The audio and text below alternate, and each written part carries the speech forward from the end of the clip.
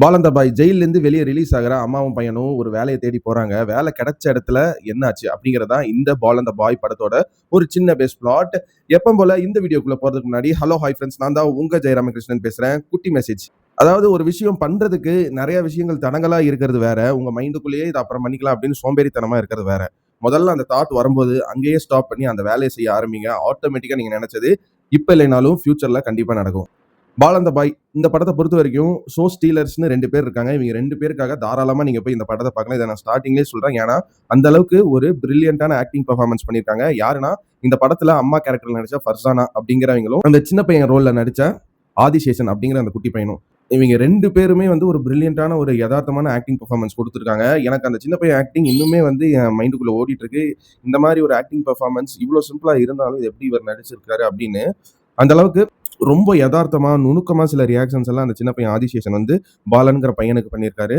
அதே மாதிரி அந்த பையனுக்கு எல்டர்லி வயசானா எந்த மாதிரி இருக்குமோ அந்த கேரக்டருக்கு கேஸ்ட் பண்ண அந்த ஒரு டீன் ஆக்டர் பெர்ஃபார்மன்ஸுமே வந்து நல்லா இருந்துச்சு. பெர்ஃபெக்டான கேஸ்டிங். அவங்க அம்மாவோட கேரக்டரிஸ்டிக்ஸ் அப்படியே அந்த ஃபேஷியல் ஃபீச்சர்ஸ்ல அப்படியே இருந்த மாதிரி வந்து அந்த ஒரு பாலனோட பெரிய வயசு ரோல் கேரக்டர் கேஸ்ட் பண்ண ஆக்டருக்கு இருந்துச்சு. ரெண்டாவது, இந்த படத்தோட கதை. அதாவது இந்த படம் வந்து ஆவேசம், ரோமஞ்சன் அப்படின்னு 2 படம் எடுத்த இப்போ சூர்யா 47 படத்தை எடுத்துட்டு இருக்க ஜித்து மாதவன் தான் இந்த படத்துக்கு வந்து ரைட்டரா வந்து எழுதியிருக்காரு. அவரோட ரைட்டிங்கும் சிதம்பரம் மஞ்சுமேல் பாய்ஸோட டைரக்டரோட டைரக்ஷன், இது 2மே கலந்து ஒரு மாதிரி இவர் படமாவும் சில இடங்கள்ல இருக்கு, சிதம்பரம் படமாவும் சில இடங்கள்ல இருக்கு. எனக்கு இவங்க 2 பேர் கொலாபரேட் பண்ணி ஒரு படம் பண்றாங்க அப்படின்னு வந்து தெரியும். பட் ஆனா இந்த படத்தோட கிரெடிட்ஸ் வந்து ஃபுல் அண்ட் ஃபுல் மலையாளத்துல போட்டங்காட்டி இவர் தான் ரைட்டர் அப்படின்னு வந்து தெரியல. இந்த படம் தான் அதுன்னு எனக்கு தெரியல. ஏன்னா இதுக்கு முன்னாடி நான் பேக்ரவுண்ட் ரிசர்ச் எல்லாம் பண்ணிட்டு போல. படம் வேர்ட் ஆஃப் மவுத்ல நல்லா இருக்குன்னு சொன்னாங்க. ஸோ பார்க்கலான்னு போனேன். எனக்கு படம் பார்த்துட்டு அதுக்கப்புறம் இந்த படத்தை பத்தி ரிவ்யூ பேசலான்னு பார்க்கும்போது தான் ரைட்டர் வந்து ஜித்து மாதவன் தெரிஞ்சு. ஏன்னா டைரக்டர் இவர் தான் எனக்கு முன்னாடியே தெரியும். நான் அதை வந்து இவங்க 2 பேர் கொலாபரேஷன்ல பண்றது ஒரு கொஞ்சம் பெரிய படம்னு நினைச்சிட்டேன். ஸோ ரைட்டிங் போர்ஷன்ல எந்த ஒரு ஃப்ளாவுமே இல்லை. அதாவது ஒரு டைம் லைன், இந்த பிஃபோர் 7 இயர்ஸ் ஆஃப்டர் 7 இயர்ஸ் அப்படின்னு வந்து சப்டெக்ஸ்டா வந்து படத்துல போடுவாங்களா, அப்படி எல்லாம் டெக்ஸ்ட்ல போடாம விஷுவலாவே வந்து இந்த மாதிரி டைம் லைன் மாறுது அப்படின்னு வந்து ஒரு ரைட்டிங் வந்து அழகா பண்ணியிருக்காங்க. அது அழகா சினிமோட்டோகிராஃபிலையும் சரி, ஸ்டேஜிங்காவும் சரி படமா சூப்பரா எடுத்து கொடுத்துருக்காங்க. படம் பார்க்க ஆரம்பிச்சதுலேருந்து ஒரு ஆர்ட் ஃபிலிம் தான் பார்க்குறோம் அப்படிங்கிறதுக்கு ஒவ்வொரு சீனுமே வந்து ஃப்ரேமிங்லேருந்து ஸ்டோரி டெல்லிங்ல இருந்து ஆக்டர்ஸ் பெர்ஃபார்மன்ஸ் வைஸ் எல்லாமே வந்து நம்ம ஒரு ஆர்ட் ஃபிலிம் தான் பார்த்துட்டு இருக்கோம் அப்படின்னு வந்து ஒரு பயங்கரமான ஒரு ரைட்டிங் வந்து இந்த படத்துல பண்ணியிருக்காங்க. என்னதான் லீனியர் ஸ்கிரீன் பிளேவா இருந்தாலும் இந்த படத்தை அவங்க எப்படி நரேட் பண்றாங்க அப்படிங்கிற விஷயத்துல ரொம்பவே ஒரு யூனிக்கான ஒரு பிரசன்டேஷன் வந்து பண்ணியிருக்காங்க. ஃபர்ஸ்ட் ஹாஃப் பொறுத்தளவுல நெகட்டிவ் இந்த படத்தோட செகண்ட் ஹாஃப் தான்.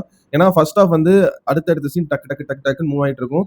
ஒரே இடத்துல நடந்தாலும் அந்த இடத்துல ஏதோ ஒரு ப்ராசஸிங் கதை, ஒரு காமெடி, ஒரு சர்ப்ரைஸ் அப்படின்னு வந்து ஒரே இடத்துல இருந்தாலுமே வந்து அந்த இடத்துல கொஞ்சம் டிஃப்ரெண்டான ஒரு இது வந்து ஃபர்ஸ்ட் ஹாஃப் இருந்துச்சு. பட் செகண்ட் ஹாஃப்ல ஸ்டாக்னண்டா ஒரே இடத்துல இருந்த மாதிரி இருந்துச்சு. மேபி அந்த கதையை ஃபர்ஸ்ட் ஹாஃப்ல எப்படி ட்ரீட் பண்ணியிருந்தாங்களோ அதே சேம் பேட்டர்ன் ஆஃப் ஸ்கிரீன் பிளேவை செகண்ட் ஹாஃப்ல வந்து ஹேண்டில் பண்ணியிருந்தா இந்த வருஷத்தோட ஒரு பெரிய ஆர்டிஸ்டிக் ஃபிலிமா வந்திருக்குன்னு என்னோட ஒரு பர்சனல் ஒப்பீனியன். ஏன்னா கதை வந்து நவராம ஒரே இடத்துல சுத்தின மாதிரி இருந்துச்சு. அதுல இன்ட்ரெஸ்டிங்கா ஏதாவது இருந்தான்னு பார்த்தாலும் ஏதோ ஒரு பிரீத்திங் ஸ்பேஸ், படத்திலேயே வந்து ஒரு பெரிய இன்டர்வல் வச்சிருக்கேன், நீங்க ரிலாக்ஸ் ஆகுங்க அப்படின்னு எடுத்த மாதிரி தான் வந்து அந்த ஒரு செகண்ட் ஹாஃப் போர்ஷன் இருந்துச்சு. பட் ஸ்டில் அதை வந்து கொண்டு போய் வந்து ஒரிஜினல் ஸ்டோரியோட கனெக்ட் பண்ண விதங்கிறது ரைட்டிங்கோட பீக்குன்னே நான் சொல்லுவேன். ஏன்னா யாருமே எதிர்பார்க்காத ஒரு டிஸ்ட்ராக்ஷனை அந்த ஒரு ஸ்டாக்னன்ட் போர்ஷன்ஸ் வந்து பிளே பண்ணியிருக்கு.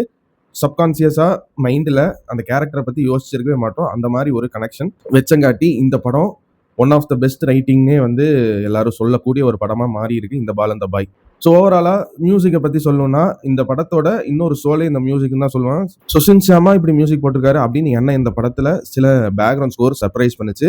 இந்த படம் ஸ்லோவா போல ஒரு கரெக்ட் பேஸில் தான் போயிட்டு இருக்குன்னு நம்பி படம் பார்த்துட்டு இருந்தீங்கன்னா அதுக்கு ஒரு முக்கியமான ரீசன் இந்த படத்தோட எடிட்டர் விவேக் ஹர்ஷன் தான். அண்ட் இந்த படத்தை வந்து நான் வந்து தேட்டரில் ஃபன்மாலில் தான் வந்து பார்த்தேன். ஃபன்மாலில் ஏதோ சைடில் 2 பிளாக் ஸ்கோப் இருந்த மாதிரி இருந்துச்சு. பிஎல்எஃப் ஃபார்மேட் ஃபிலிமான்னு எனக்கு சரியா தெரியல. ஏன்னா மேலே கீழே சினிமா ஸ்கோப் போட்டு நிறையா படங்கள் பார்த்துருக்கேன். பட் ஆனால் இது வந்து லெஃப்ட் அண்ட் ரைட் வந்து பிளாக் ஸ்கோப் இருந்த மாதிரி இருந்துச்சு. அது என்ன செட்டிங்னு எனக்கு தெரியல. அண்ட் அதே மாதிரி இந்த படத்தில் சர்ப்ரைஸாக 2 கேரக்டர் இருக்காங்க. அதில் ஒரு கேரக்டர் வந்து யாருமே வந்து சொல்ல மாட்டாங்கன்னு நினைக்கிறேன். அதனால சொல்கிறேன், ஸ்பாய்லரை உடச்சு. பவித்ரன் அப்படிங்கிற ஒரு ரோல் வந்து ப்ராக்டிசிங் எஸ்ஐயா இருக்கும்போது அவருக்கு எஸ்ஐயா ஒரு கேரக்டர் வந்து பிரான்சிஸ் அப்படிங்கிற ஒரு ரோல் வந்து பிளே பண்ணியிருப்பாரு. அவர் வேற யாரும் இல்லை, சூப்பர் சரண்யா பிரேமலு இப்படிங்கிற படத்தோட டைரக்டர் கிரிஸ் ஏடி தான். எனக்கே வந்து படம் பார்க்கும்போது எங்கேயோ பார்த்த மாதிரி இருந்துச்சுன்னு கூகுள் பண்ணி பார்க்கும்போது தான் தெரிஞ்சு. சூப்பர் பெர்ஃபார்மன்ஸ், சின்னதாக ஒரு கேமியோ ரோல் தான் பண்ணியிருப்பாரு. அதே மாதிரி அந்த பவித்ரனுங்கிற ரோலும் இவ்வளோ தாண்டா இந்த கேரக்டர் அப்படிங்கிற அளவுக்கு ஒரு நீட்டான ஒரு பெர்ஃபார்மன்ஸ் கொடுத்துருக்காரு. அவ்வளோதான். இந்த பால் அண்ட் த பாய் படத்த பத்தி ஸ்பாய்லரே இல்லாம எல்லா விஷயத்தையுமே வந்து கவர் பண்ணி பேசிட்டேன்னு நெனைக்கிறேன். இந்த பால் அண்ட் த பாய்க்கு என்னோட ரேட்டிங் என்னன்னு கேட்டீங்கன்னா, 100க்கு ஒரு 70 மார்க்ஸ் தாராளமா தருவேங்க. Paul and the boy, the boy and his mother will surprise you in the big screen.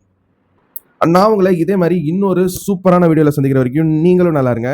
எல்லாரையும் நல்லா வச்சிருங்க. அவ்வளோதாங்க விஷயம். நன்றி, வணக்கம், பாய் பாய். நான் வரேங்க.